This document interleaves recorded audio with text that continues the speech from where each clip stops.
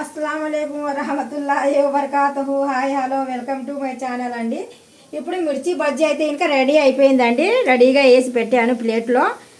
ఒక పక్కన మాత్రం ఆలు బజ్జీ, ఒక పక్కన మిర్చి బజ్జీ. చెప్పాను కదా, మిర్చి బజ్జీ ఆలు బజ్జీ చూపిస్తున్నాను. కింద పెట్టి చూపించు. అంటే నా చేతులు ఖాళీ లేదు, పాప చేతులు కూడా ఖాళీ లేదు, అందుకనేసి కింద పెట్టి చూపించు అని చెప్పాను అనమాట. పైన పెట్టాను.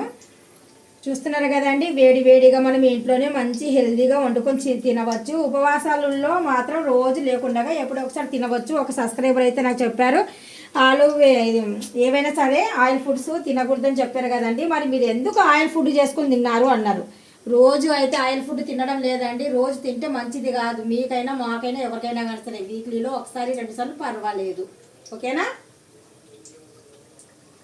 వీడియో నచ్చినట్టుగా అయితే లైక్ చేయండి, షేర్ చేయండి, కామెంట్ చేయండి, సబ్స్క్రైబ్ అసలు మర్చిపోవద్దు. Thank you.